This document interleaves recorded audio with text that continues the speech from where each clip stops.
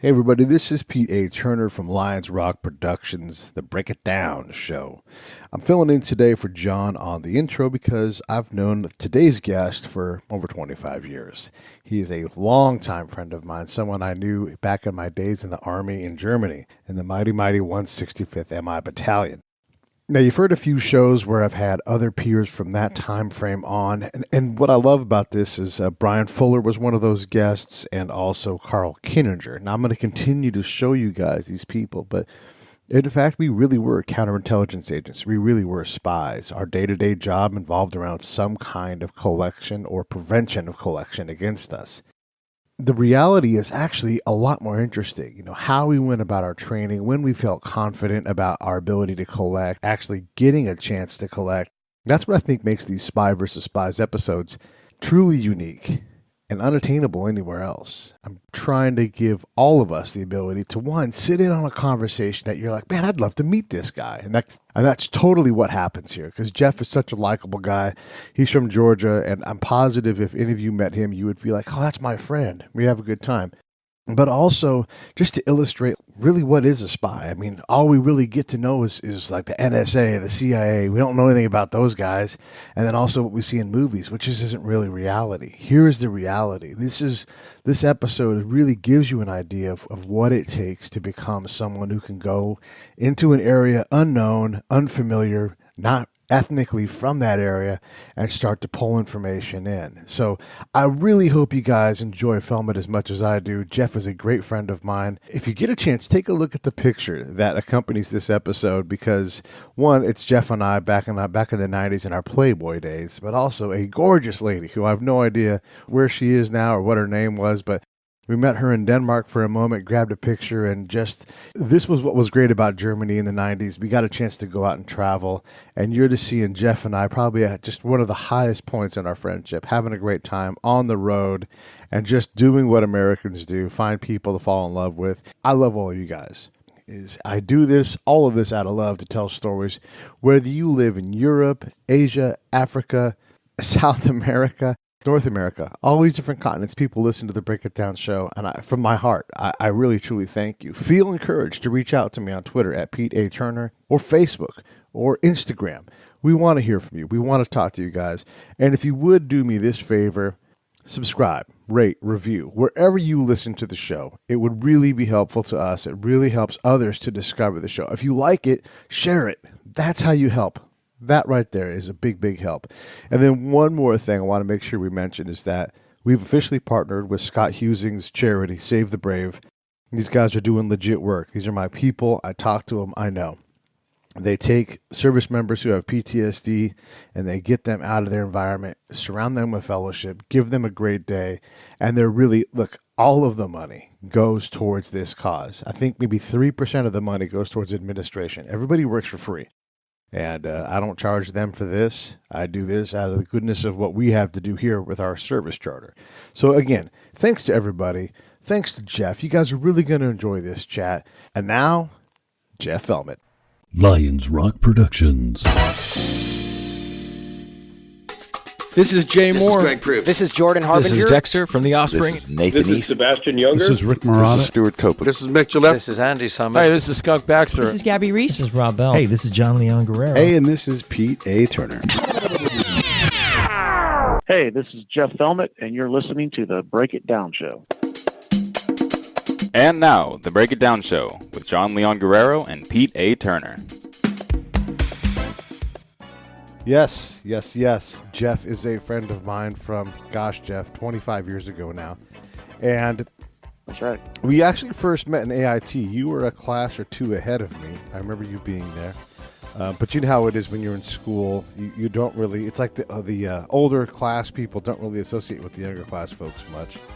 But we ended up in the same unit, oddly enough. This is officially a Spy versus Spy show, because you've done a lot of that work, and obviously so have I.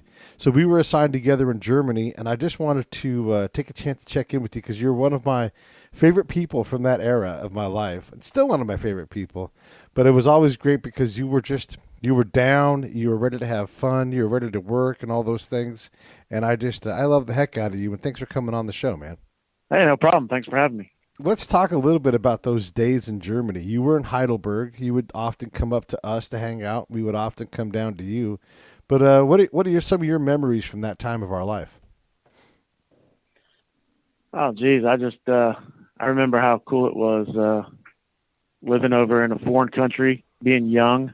I turned 21 when I was over there, and just how neat it was just to be able, the way the country was, just being able to ride trains everywhere and going out and just experiencing a different culture. It was a good time.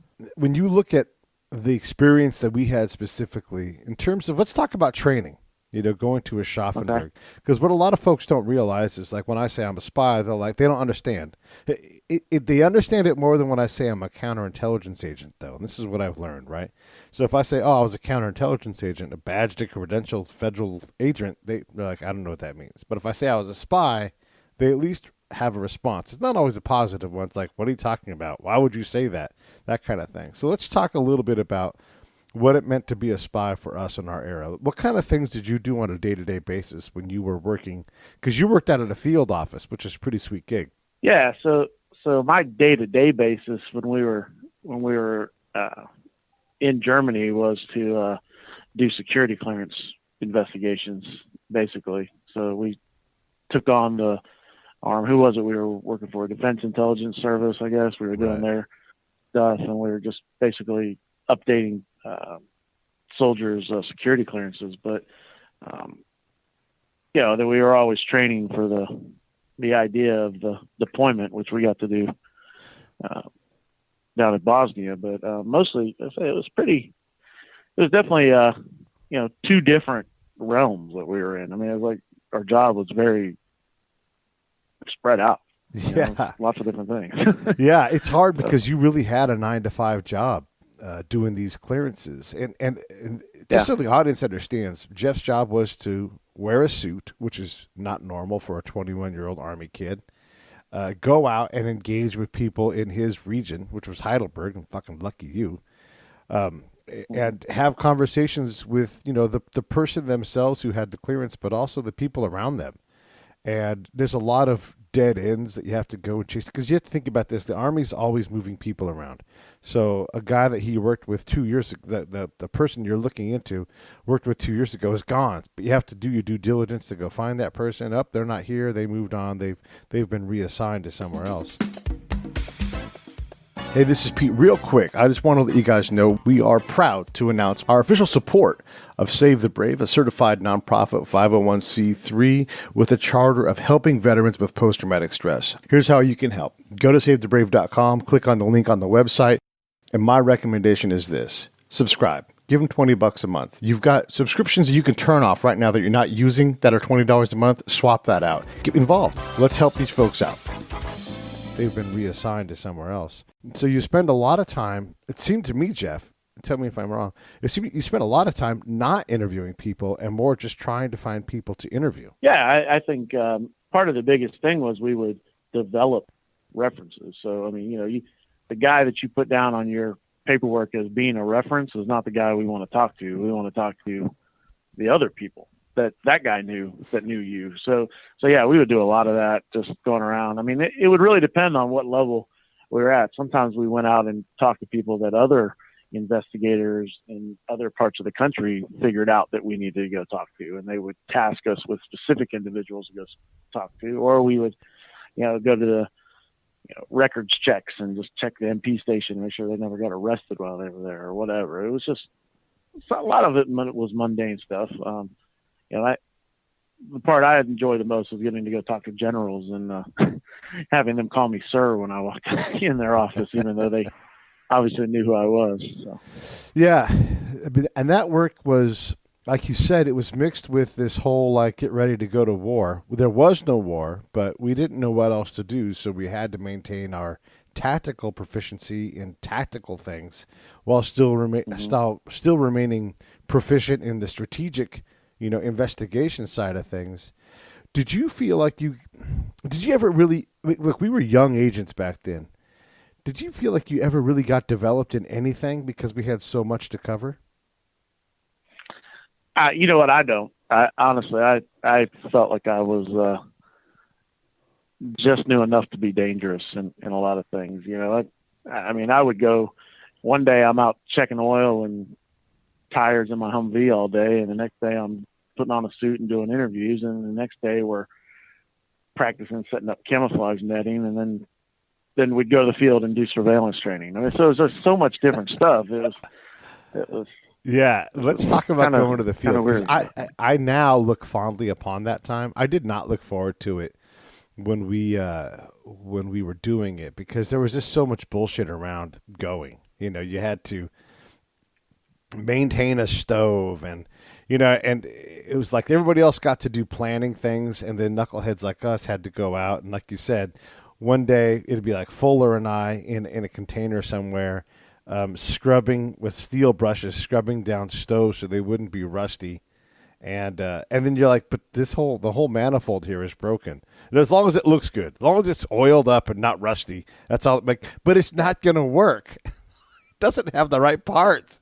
It doesn't matter as long as it looks good. So we would come back covered in oil, and you're like, how kind of a spy am I? You know, like those were the crazy days when you have to change the tires and all those things. I remember one time, probably the hardest thing I ever did in the Army, and I'm not exaggerating, was change a Humvee tire with a hand jack and no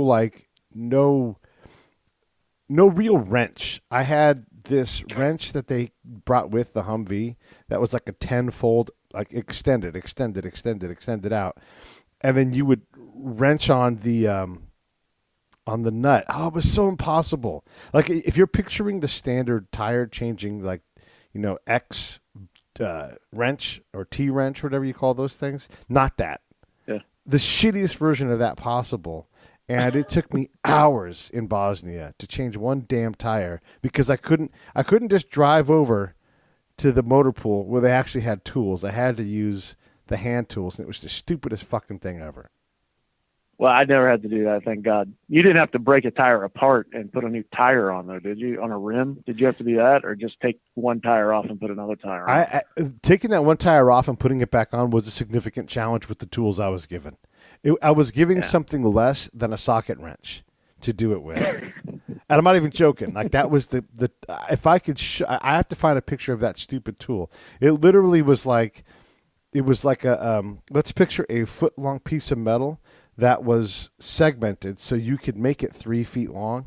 So it would like, and get longer and longer.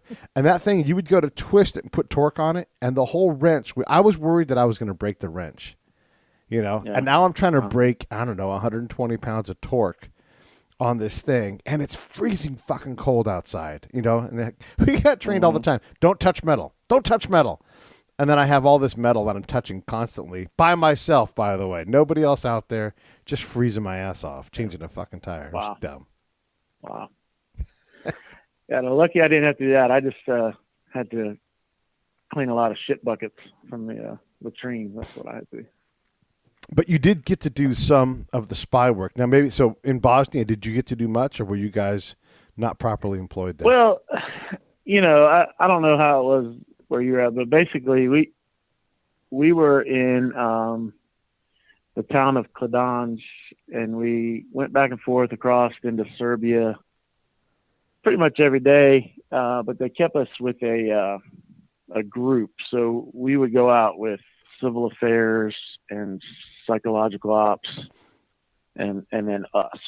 So I don't know. I mean, we were definitely not covert in our actions. Like they knew exactly who we were and what we were doing. And we never used the word intelligence, and we never used the word spy. We always used like security. But yeah, we went out and talked. I don't know how much information there is to gather when you're driving into town with 7 Humvees and guys sitting on top of the scouts in their turrets, and we're all loaded up, and I know I took a lot of pictures with kids next to my Humvee, and got a lot of candy and bubble gum with little stickers inside. So, yeah. But I don't know how much we actually gathered out there, but it was interesting. What was interesting about it? I don't know. Just, one thing I always found odd there is that, we considered the Serbians the bad guys. They seemed pretty nice to me, except for obviously they're war criminals that they had, but but the people were nice. At least that's what I realized or thought the most about out there. But I don't know. It's just they're just the way the system works. Every little piece of information that we would gather. I mean, we might find out that somebody was talking bad about our camp that was 20 miles away, but we'd write it down and come back and write a report about it, and then eventually that goes all the way up and somebody's reading it and they put two and two and two and two together and figure something out. I never really thought we learned anything, but maybe we did. Who knows? Yeah. We were at the very bottom of that totem pole back then. So. Yeah, that's fair. I mean, being at the bottom of the totem pole, or you could say the tip of the spear, depending on how you want to look at it. Sure, if you want to make it sound cool, yeah. Yeah, but I mean, no, for real though, you are going outside. You are going into Serbia, and we've definitely taken sides. And the Serbs, for sure, had a reason to be pretty pissed off at us. And you can remember at the time, this is largely for the audience because I know you remember, we didn't know that this peace was going to hold. We weren't convinced that hadn't held previously. So we did at least in terms of where we were, Jeff, we were expecting someone to be running guns and weapons and planning for another attack, and then we were going to get overrun in the process. That was sort of what we were briefed on. And also, let's not forget, every time they talked about how many mines were in the country, they would grow exponentially. Do you remember that? Oh man, I got pictures of me standing, standing in the snow with woods behind me with the signs that say mine on it. I'm just standing there knowing that there were landmines. I remember talking about mines. I remember, the big lesson was if you didn't drop it, don't pick it up. Right. That was always if you didn't drop it, don't pick it up because they'll blow your fingers off. Put a Coke can on the ground and it'll blow your fingers off and that'll put you out of commission. And I remember one day, so we're over there, we're with 412 infantry, mechanized infantry, and these guys, they never got to leave. So, I do consider myself lucky that I got to at least go out and, every day was a little bit different day. These guys were over there for a year, never got to leave their compound. Wow.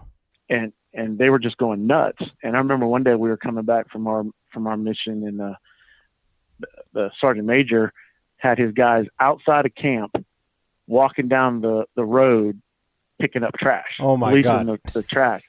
And we're just like going nuts. Like, what the fuck are you doing? We're not supposed to pick up trash. What are you doing? And he's, well, these guys this is a disgrace and blah, blah, blah. We're just like, you idiot, you're going to get somebody killed. So yeah, it definitely was a weird, going through the towns and just seeing the destruction and how much, everything was just kind of weird. And then, you talked a little bit earlier about going out to Aschaffenburg and Grafenwehr and stuff. And I remember going through training in the box and not knowing that we were getting ready to go to Bosnia in 6 months. And then how much that shit really looked like Bosnia, how the towns look like it, how the street signs look like it. And it's like, we had no clue, At least I didn't know we were getting ready to go there.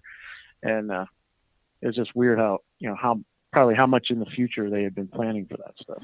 It's funny, when we trained, I want to talk about Aschaffenburg in a minute, but when we trained in Aschaffenburg, it was nothing like what I had because we didn't really live in a built-up area. We were out in the countryside talking to farmers and stuff. And so in my world, It doesn't even occur to me that there are city people and that any of us worked in any kind of a built-up area that looked like Europe. That's just... when you said that, it just dawned on me that, oh, yeah, that's right. Even though I went to a bunch of places, we went to Sarajevo and did some work, we got kind of farmed around a little bit. So I did get to work in those areas, but my memory is all rural, farm, donkeys, that kind of thing.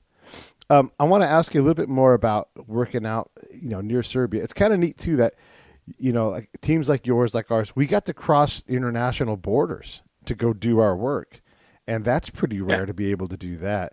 How many people got to go to Serbia in the late 90s, and walk around and check things out? That's cool. Yeah. It was, like I said, we would go through the ZOS, the zone of separation. We'd drive through there and, Yeah, that was the only reason that I remember. First Armor Division went down with us, and so the A1 Abrams tanks. That's all they could do was sit at checkpoints. Those couldn't even drive anywhere in that country because of all the hills and stuff. But they'd put them at a checkpoint. I don't think they moved for a year. They just sat there and pointed down one way and pointed down the other, and the little windy roads and stuff. And I just every day we did it. I mean, obviously it got kind of routine, but just thinking, man, we're gonna get ambushed out here. They would. I drove the Humvee, so I always had to be taught, don't ever stop and give yourself room to drive forward and drive through the block or whatever happened. So it's kind of definitely frustrating for some times, and then boring at others. But then there was definitely some times that was kind of neat. So going back to the trash thing, I recall we were in Hungary, and it was myself, and we had this lieutenant she wasn't awesome. Let's just say that. And we were by the edge of the road, getting ready to drive into Bosnia. And it was like the last thing we did. Like, we were literally, the next time we shut the door, we were not getting out of the car until we were there. And she was taking all of her licky and chewy wrappers, all her pogey bait, all of her snacks and candy wrappers, and throwing them over her shoulder into an irrigation ditch on the side of the road in Hungary. And First Sergeant Owen saw this and lost his mind. And I'm laughing because there's a field with the cow next to us that's all turned over. Clearly doesn't have mines in it because we're not in Bosnia. We are in Hungary. And I know that he's not going to lead the way by going into that field and grabbing all of her crap, and he can't tell her to do it because she's the lieutenant. So this lady had just littered like the shittiest American possible, and he was just losing his mind because he was in this spot where he couldn't fix anything. Like, he could have told me, get in there and fucking get that shit out. But then I would have said, I didn't drop it. I'm not supposed to pick it up. There's mines everywhere. And he knew that shit was coming. And so he was just in a rage, and he yelled at her as much as he could, but then got out of there. But that was some of like the nonsense, right? Yeah. Did you guys go down first? Were you in the first group, like in the January 6th or whatever? When did you guys go I was down? with the main body that went down. I didn't take the train. I went down on the main body that went, down. We took a bus. And then we got in our vehicles once we got to where the train was. So for the audience, I took that freaking train. It took me 6 days, oh my God, 5 days to get from Frankfurt, Germany, or wherever we got on around Frankfurt to Tazar, Hungary, right? And then when we got to Hungary, we stayed there for a couple of days, and then we got in our convoys and we drove off. And when we got to the border of on the Sava to that floating bridge, yeah. We literally stayed there for 3 days. Yes. In our Humvees, because every time we were getting ready to go across the bridge, a dead cow would come down or something, and they'd have to break it apart and then put it back together. And then I remember when we finally got across. So this was like the longest trip ever. To go, it was so bad. Because I remember when I left, I got on a bus and I was back in Frankfurt in like 8 hours. Right. But it took me like 7 days to get there.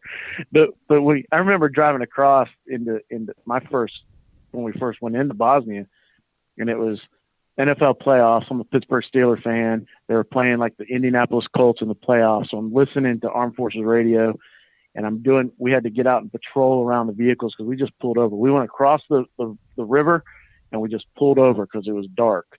And they didn't want to drive. We didn't really know where we were going. So we were all just pulled over in convoy, and we were supposed to like basically walk around, patrol around the vehicles. So I'm listening on my Walkman, listening to the football game. And I remember cars just driving. And every time those cars would come up to us, literally thought we were going to get attacked. Like right. you said, we had no clue what was going on. We're like, these guys are going to run us over. They're going to pull us. So, I mean, once again, you got a 20-year-old guy who has no clue. And who's been promised that a lot of us were going to die. You remember, like, when we got there, most of you aren't going to come home, like speech. It's like, all right, I believe you. Oh. I believe it. There's 1,500 bazillion mines here. And, man, that whole time is crazy. I also remember when we were getting ready to go down, I don't know if you were in this part of the trip or if this is when you were on the train, but one of the vehicles could only go 15 miles an hour for a point. And so we had to drive that fast. Like we never got out of Oh, first wow. gear. Ah, it was- Yeah, I don't know. I mean, like I said, we didn't seem to drive anywhere any time fast. And I still remember we finally rolled up where our camp was. It was like in the middle. It was a farm field, like this farmer's field that they picked up, and there was nothing there. So we got there. There was nothing. There was nothing for us. And also, the engineer guys are setting up concertina wire around and stuff. But I just remember looking around and there's hills everywhere, and I'm like, we're in the middle of a bowl. Like we're in the bottom. Like there's high points all around us. What the hell are we doing here? I was like, I'm an intelligence guy, not a yeah, yeah. not a planner, but we're in the wrong place. In the mud. Oh my God. I got a story about pulling guard duty in the mud. So this farm field was just, the soil was just meant to be nice, fertile soil, and we're running Humvees over it and everything. So it's just killing the ground, and it was frozen when we got there. And as it started to thaw, they would just bring in bulldozers and they would push the mud up to the side and make big berms around the edge of the camp. And I'm pulling guard duty in the middle of the night, and we're walking on top of these frozen berms, and I fell into the frozen berm, like the mud, and I went chest deep. So I'm in my Mickey Mouse cold weather boots, and I'm holding my M16 up above my head, and I'm sitting there nipple deep in this mud, and my partner's down on the bottom of the berm, like, what the fuck happened? I was like, I'm stuck. I didn't think I was going to get out, Pete. I almost lost the boot, and I finally get out. I pull myself out of this thing, and I'm covered from head to toe in mud. And I didn't want to tell anybody because I didn't want to be embarrassed. So I go back, and I'm trying to stand by the stove and dry off. It was awful. Yeah. I thought that was the scariest moment for me. I thought I was going to die the scariest moment. Hypothermia. Well, you didn't want to get in trouble because, we got in trouble for the dumbest things. It wasn't like actually anything wrong. Yeah. It was just for being idiots. Yep.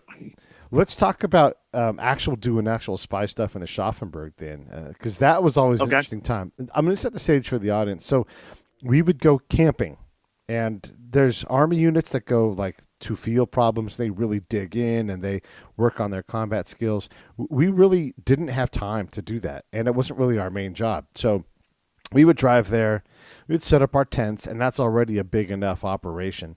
But, it just pretty quickly got everything set up, and then every individual office, like Jeff would have his little sub-team, and they would have their own little small tent, and you needed a tent and a stove because it was cold there. And then, of course, the lowest ranking guys would always have to, fire up the stove so everybody else could be warm and, whatever, that stuff.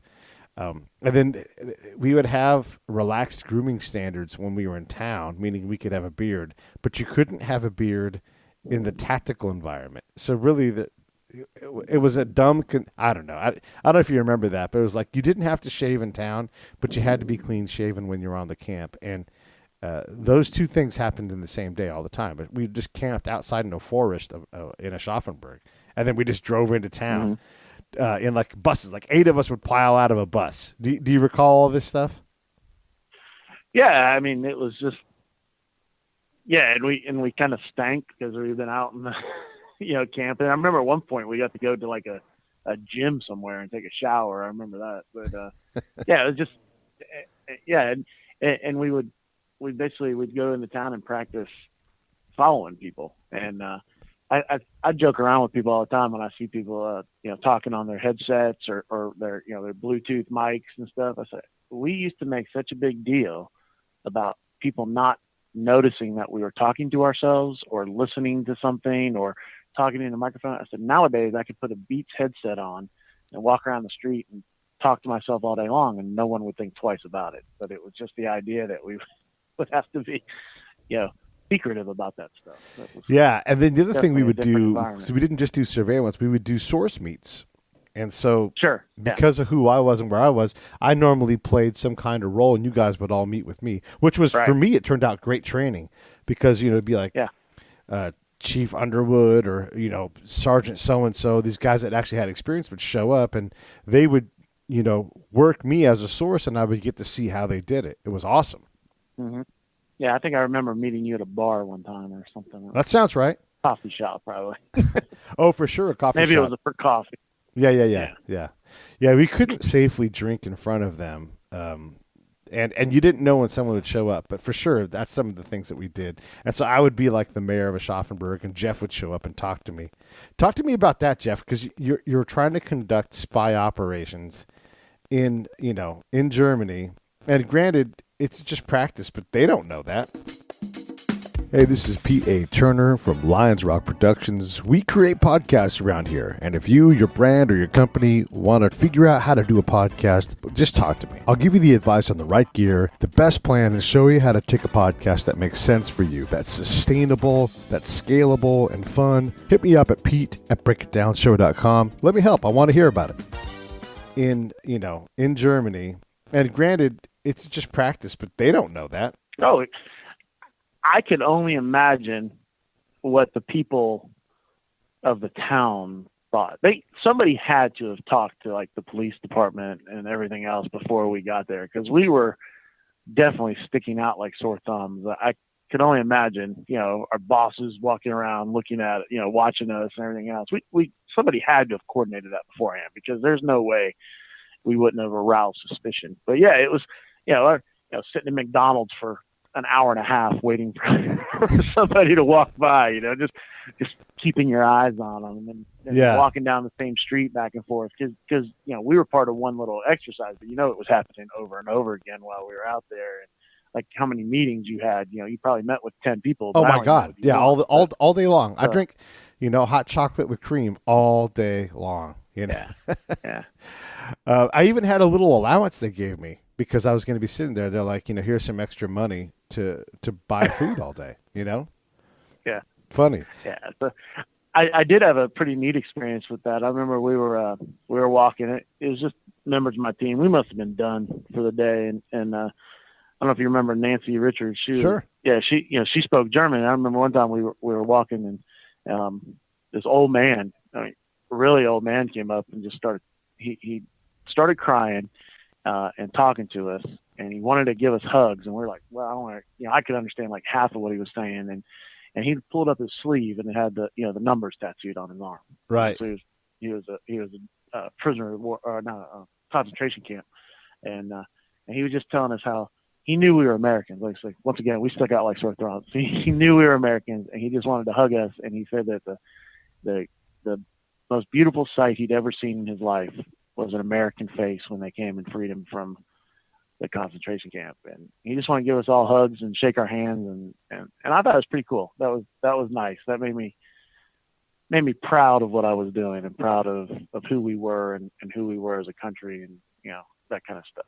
Yeah. And Germany was going through a change when we were there. It was in the early 90s. We weren't always welcome everywhere. There was a lot of people that were tired of us being there and ready for us to go home. But then you hear people that really appreciated what we did and what we have done in the world. So that's kind of cool. Yeah, it was a neat time to be there, because all of the healing for the most part was done, but there were still folks that couldn't heal, like that guy there. I mean, just to think that you get a chance to interact with someone like that, it's crazy. I mean, if you think about it this way, we were there 50 years later. So someone who was 10 at the time is only 60 years old, just kind of cruising around, wearing a golf shirt and a bad tracksuit. And so there were all kinds of folks that were there, just walking around like that. That was the time that we were there. And then also the Russians. Nobody liked the Russians when we were there, or the Turks. Yeah. Yeah.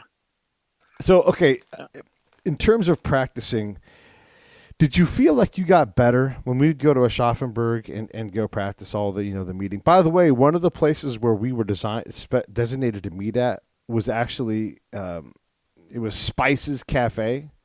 And then the word spices in German looks like spies when you see it. Huh. And I never knew like if that was on purpose to be kind of ironic and funny, but it was awesome. But did you? Okay, this is the bigger question I want to ask is, how did you get better at your job? Because we all got better, right? I mean, I talked to fucking 1,000-something people in Bosnia. I got to watch all of you guys come and work with me as a source. So what made the difference to get you from knucklehead AIT, I don't know what the hell I'm doing, to someone who was proficient and deployable? You know what? I don't know, man. I mean, obviously, I think it was just practice and just doing things over and over again. But a lot of it, I can say little things with certain people I was working with would help me get a little bit better. And I'm gonna tell you, I honestly, maybe it's just that I didn't feel 100% comfortable, or I wanted to be more of a perfectionist at what I was doing. But I probably never felt totally like I knew exactly what I was doing over there. Now I ended up going later on over to Saudi Arabia, and I felt much better in that environment doing what I was doing there. But when I was in Bosnia, I was pretty much, I don't know, my warrant officer didn't really stand up for me that much. I did a lot of guard duty, KP duty, latrine duty, and then actually had to end up standing by the truck a lot. So I didn't feel as though I got utilized to the best of my ability out there. Right. But some people I know were pretty much set free to do what they wanted and practice their craft. Where, like I said, I was pretty much held on a leash, and I didn't like it. It was definitely didn't feel like I was being used to the best of my ability. And that wasn't necessarily a reflection of you. That was a reflection of your team boss, because our team keeps our definitely. job is to be out every day. Let's go. And that's how I was raised, Yeah. Yeah. We had some pretty big disagreements, and my, so my chief got taken from me at the last minute. I was supposed to go down with Chief Olmsted, and he ended up taking a tour in Turkey at the last moment. So I ended up with somebody who I had never met before showed up and took us down there. So we had been practiced and led up and got ready to go with one guy, and then all of a sudden, gone. So. Yeah. All right. Well, so my next unit, Nancy Richards was my boss, which was wonderful because she knew that I had crap bosses in Germany, and she said, "I'm going to take care of you," and she did. And I'm forever grateful to her for that. You, on the other hand, went to Fort Gordon, where a lot of us went, and you got to deploy a lot more and really establish yourself as someone who could gather intel. So something changed, something stuck. Talk a little bit about your time working at Gordon. Well, so I had a chance to leave Germany, and I'm glad I did, or leave Bosnia, because I was in Bosnia when I left, and came back home. So I'm from Georgia, so came back home to Georgia and show up in Fort Gordon. And first day there, I see my old chief from Heidelberg, Chief Gagnon was down there, and I remember it had to have been like, was it the first Thursday or the second Thursday I was in Fort Gordon, and battalion commander comes out and says, "We've been tasked to relieve 5th Corps in Bosnia, and we'll be gearing up to leave in January." And I was like, and this was like October. And I said, no fucking way. I don't want to go back there. So Gagnon was putting together a team to go replace the guys over in Saudi, and the team we replaced is actually the guys that were there during the Khobar Towers bombing. Oh, wow. So the guys we replaced that's how close we were to that time frame. The guys over there at the time were there. So I said, "Chief, you got to take me with you. I can't go back to Bosnia. I don't want to go back to that and do it again." So she put together a team. I think we took 9 people with us. We took four of us went to Riyadh, and 5 of us went to Dhahran. And I got lucky. I got to go to Riyadh, so I didn't have to go with the chief or the E6 or E7, I guess he was. I didn't have to go with either of them. So I went to basically a separate little field office. It was me and a linguist and a couple more agents, and we went to Riyadh, Saudi Arabia. Had a great time. Never put a uniform on a day I was over there. Grew my hair out, put a little facial hair on, whatever I could at the time. And I basically just drove around in my Jeep Cherokee and talked to a whole bunch of people. met a lot of people, a lot of security people from, Saudi airport and every American company that was over there. They all had their own people doing the same job we were doing just for their companies. Got to go to a lot of meetings at the embassy in their cool Faraday cage rooms that they had up there. So it was kind of neat. It was the Faraday cage, yes. So okay, and this is exciting because this is actual stuff.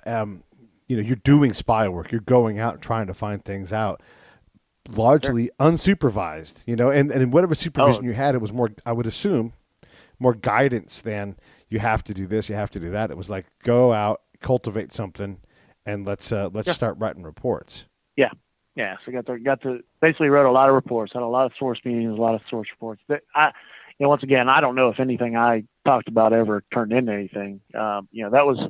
We were really big on bin Laden. That was because we were not far from his interview with was it Peter Jennings that he did that interview with? Right. Where he said he was going to kill all of us. We weren't far away from that time frame, so he was definitely on our radar. I don't know if he was on anybody else's radar, but we were talking. And one thing I always found funny is one of the air bases south of Riyadh, they were building hard barracks at the time, and bin Laden Construction was doing the building. And I wrote that down like 100 times. Why the hell are we letting him build? But obviously it was his family or whatever. But yeah, I just knew one day those barracks would just all blow up because they built the concrete with explosives in it or something. Right. You're just waiting. And here's the thing is like, someone like Jeff doesn't know what he doesn't know. He's out there literally just at this level of work. His job is to go out, meet people, interact with them, and tell them what he sees and hears. So, he is supposed to go, the bin Laden company is building barracks that we're going to live in. Is this a good idea? And maybe that report gets up 3 layers and they're like, yeah, that's fine. We don't care, but Jeff doesn't know that. And I'm assuming, Jeff, that no one's going, Jeff, we want less about the barracks, more about, whatever. And I mean, you have some questions you're supposed to answer, but largely you're just trying to find anything out. And whether or not your intel is good, it is part of the machine. It's someone else's job to sort it, doing what you're doing. So how did you get into places like the embassy? How did you get to meet people at the airport, at the hospital, all of these places where you established some network?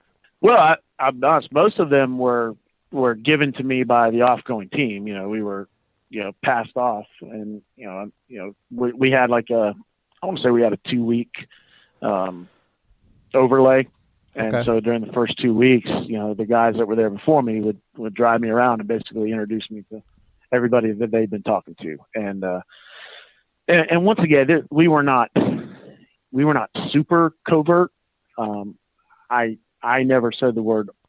We were a little bit more, more kind of sneaky about who we were. Like, I don't think I used the word U.S. Army. I don't think I used the word intelligence, but I was, U.S. government security, that kind of thing. And so they knew exactly what I was looking for. And let's say we were just quite open about what we were, interested in, anything that might be harmful to us, anything you guys could think of. And part of the idea was, we give some back to them too. So that's one thing we talk about when we go to the embassy meetings is we'd be given information to pass back down to make it a two-way street. But the embassy and the other thing that was kind of neat about Saudi Arabia is there was back then, this was 97, there's like 3 different missions going on there. There was our mission, which was continuation of Desert Storm, which had Patriot missile batteries protecting Saudi Arabia, and that's who we were supporting. And then there were other guys that were over there that were totally just, was it OPM saying, so Operation Program Management, Saudi Arabia National Guard or whatever. They were over there and they could do anything they wanted. They just drove around the country all day long and did whatever they wanted, where the Patriot missile guys were all locked down and couldn't do anything. But they had their own intel guys. So we'd interact with them and we'd go back and forth and we'd talk and get to pass stuff around. But so a lot of the the meeting was handoffs, but then I'd meet my own. I remember we met some guys at Fuddruckers one night that were Americans that were over there. And this guy was Fuddruckers? cool. Fuddruckers. So this great. guy's whole job. No this shit, Guy, there this I guy was. American, and his whole job was to put satellite dishes and AV systems in a Saudi Arabian prince's castles or palaces. And so we started talking to him, and he'd tell us stuff all day long. It was cool. Yeah. Because one of our big concern was the Saudi kingdom. Because eventually they would not like us anymore, and they would want us to leave, and we didn't. We wanted to keep tabs on that, so it would help us out. So how long were you in Saudi doing all that collection? 6 months. And then were you always intending on getting out of the Army after that assignment? You know what? I just kind of got to the point where I realized that if there was no regularity to my life, it was going to be move all the time, and that or deploy. So yeah, I kind of, while I was there, I got to a point where I was done. Yeah. Right. Let me go back to some of the stuff that you were doing. So you're in town. When I talk to people, I always often said I was just upfront about it, right? Because, like you said, you can say you're with U.S. security, but what the fuck does that mean? They're already assuming that you're a spy. So why not just start there? I don't know. I mean, we were basically told not to use certain terms, but yeah, I think the more you know somebody and the more you talk to them, it's just kind of an unspoken rule as to who you are. Yeah, I think they know. Yeah. Like you said, I don't think it was very secretive. Did they know exactly that I worked for the 202nd MI Battalion? But I think they do. Yeah, I sort of went with that, and I just realized that by being open and honest, like, hey, yeah, I'm here gathering information, trying to keep everybody safe. So if you know about something, please let me know. I'm not really going to ask about that. I want to get to know you guys, And so I just handled it straight on because, I just didn't presume. I mean, I didn't tell them what unit I was with, but I mean, we all wore patches. Our shit was out everywhere, so I'm like, you can figure that part out, but. Yeah, it seems shocking to people to say it, but the reality is we weren't allowed to not say it. Yeah. I mean, they went as far as when we went to Saudi, they made us carry 2 passports with us. So I had to have my brown diplomat one, and then I had my blue personal one. Right. And they wanted us, when we went out and about, to take our blue ones. And just kind of, because we had to leave those as IDs when we went into these different things. So they didn't want us leaving our government issued one. Right. So, yeah. Sometimes some of us got diplomatic passports that are different color, serve a different function. You're right. It's as soon as you think it's not a spy game, right? You're like, those guys just talk to people at Fuddruckers. Realize that we had an allowance for cash to spend. We had the ability to, to give people booze when no one else in the Army could. Mm-hmm. And also we had multiple passports. It's not Jason Bourne, but it's not all that different. It's pretty damn close ultimately. Okay. So when you look back at that time in Saudi, and when you were getting to finally do what you got to do and you're having fun, even though that fun was not enough to keep you in the Army, what was your most proud moment? Like, what stood out to you? Like, man, I actually can do this. You know what? I think a lot of it was, like I said, a lot of the people I met in Saudi. Like I said, Saudi was definitely my favorite part of the intelligence game and just what I got to do there. But I think I actually got to give a briefing in the embassy, and that was kind of cool. Because I'm standing up there, guys from the company are there, and they're some people with some pretty high credentials are sitting in that room, and they asked me my opinion, and they asked me for my information, and I got to stand up and give it, and that was pretty cool. I think they actually listened too, and they cared what I had to say, so it was kind of neat. What did you get absolutely wrong? What do you look back and be like, God damn, I was dumb?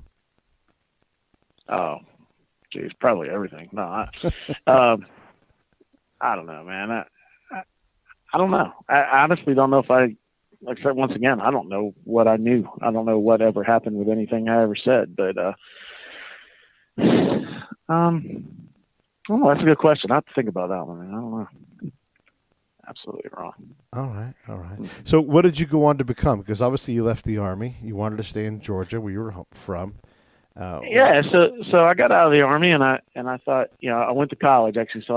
So while I was in Saudi Arabia, I applied applied to college, and I actually took a 3-month early out, so that I was supposed to get out in December. I got out in September, so I could start school. And I fully intended to go to school for criminal justice, and I was looking at FBI, CIA, that kind of thing. But life got in the way. It was expensive. The $1,000 a month GI bill is not enough to live on when when you got car payments and rent and everything else. So I did a year of school for criminal justice, and then before I went in the Army, I was a volunteer firefighter, and I got back and I started volunteering again, and I ended up going to EMT school, paramedic school, and became a firefighter. So I've been doing that for 20 years now.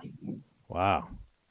And when you look back at that time, would you have taken a different path? Like, would you have just started with the fire thing earlier, or do you treasure your time in the Army? I mean, relationships aside, I mean, I keep touch with so many of you guys. I know I wouldn't trade that for anything. And if anything, I would tell my back then self to go out even more, do even more stuff in Germany, because the time was short. We didn't know, right? And there was so much to do still. Yeah, you know what? I would not give up my time in the military for anything in the world. I think it helped me grow up. It helped me become a responsible young man instead of a punk kid. I think everybody should do it. Honestly, I wish we were one of these countries that made everybody go and serve their country for a couple of years. Sometimes I think maybe I would have re-enlisted and done some more. I don't know, but I don't know where things would have gone different. I have friends that started this career that I'm working with right now that are eligible to retire from here right now, which I could be, instead. But I don't know. I wouldn't change anything for the world. I've met a lot of interesting people. Got to do a lot of cool ass things. I get to talk about it on your show, so it's fun. I said I wouldn't change anything. Right. I wish I'd had a little bit more freedom in the job I was doing in like I said, Bosnia and stuff. But other than that, I had a great time. So Jeff's career, if you could, I probably can't do the math, only like Jeff and I can't. Jeff started in December and I started in March. So again, like Jeff and our time overlapped, and I think at the time we were aware of each other, but really had no reason to interact because you're in such a different point in your career at that point as like an early person, and 3 months later you're just totally different, path thing. But he left Bosnia mid-deployment, which was pretty sweet, especially for a guy that didn't have a great job. And I was able to deploy just ahead of the main body because we all went back in October. And I had to, or maybe November. They came back in November. But I had to come back to start out processing. And, back then you got a month to out process no matter what. And so, I didn't say anything. I'm on a remote camp. I don't want to go back to the main camp because they always fucked with me. And so basically I let the time run out, and I'm like, all right, well, I'm here. I've got to go home, because it's not my job to keep track of that stuff. It's their job. I know when I'm supposed to leave. And First Sergeant Owen lost his mind. He's like, no, you're redeploying with the main body. And I'm like, no, I'm not. I have to go back to out process, so I got to leave 2 weeks early. I didn't have to do all the bullshit, all that stuff. And for whatever reason, and I don't know why. I mean, I'm positive we were guilty of our attitude and everything. But guys like you and I were not looked upon, despite the fact that I won every single board I sat in front of, always had 300 PT, always shot expert. It didn't matter what we did. We were always going to have a negative impression thrown at us. What do you think it was, man? I don't know. You know what? I think part of the problem is we were low-ranking guys that were very smart. I mean, some of us, I didn't, but I know a lot of us had college degrees already. A lot of us had, lives before. They had, jobs and even careers, and for some reason ended up joining the Army, and I think our MOS was just an odd MOS. We had to have the the high scores, the high, what was it, ASVAB scores and stuff. And it's just, I think we were a different type of people in the environment. And I think we didn't always mix well, Uh-huh. I mean, we were as educated and as smart as the officers in our units, but didn't get the respect for it, So. Yeah. I remember, and we'll close this thing up here pretty quick. I remember saying, I want to play softball, and I asked around, which one of you sergeants wants to run this softball team? And they're all, because we're all a bunch of dorks for the most part. I mean, there were a few of us that were athletes, but for the most part, there were very few. And I'm like, come on, it's fun. We should go play softball and get into the rec league thing. And nobody would do it. And I kept getting told that I didn't take initiative, even though I was doing correspondence courses and, going to boards I didn't have to go to. And I needed to show some leadership things. So I'm like, well, fuck it. I know how to run a team. I've done it in civilian world. I'll put a team together. And Jeff was awesome. I said, Jeff, you're playing softball with us. And Jeff would go out of his way to drive up, leave work early. And I said, the only rule is you have to have a giant Levi Garrett chaw in your jaw when you play third base. That was a ride from Heidelberg to Darmstadt. That was at least, what was it, 45 minutes, an hour? Yeah, at least that. Yeah. Jumping down. I remember I had my wisdom teeth pulled out, and I played the next day. And I remember having a chew in my mouth with the packing in my wisdom teeth. I didn't care. I still play softball, actually. I play every Tuesday night. Do you really? So, where do you play on the field? Yeah. Well, I try not to play third base anymore because I know I'm just too slow. But I have played there a couple games. But usually I'm pitching, catching, or playing first. Nice. So, I love it. Still Yeah. play. Still play. We had a great time playing softball. We weren't terribly good. Did you play football with us as well? Yeah. I played flag football there. I played softball in Saudi Arabia. I hooked up with a Marine from the U.S. Embassy, and he played on just a local team with a bunch of doctors and people that worked for the hospital. So it was pretty cool. I used it as meetings and got to go out there and play softball, and I played on a team. It was pretty cool. Nice, man. Well, hey, listen, I appreciate you coming on. I know I always enjoy catching up with you guys, and I worry that the people listening, my friends and all those guys, they're like, we don't want to hear that crap. But it turns out that's always wrong. They always it's great to hear you guys chat, and it's like sitting in on a conversation. Plus, we really get to talk about spy stuff. I mean, we really did get to learn about dead drops. We really did get to learn about, all these different things like surveillance. We did do that.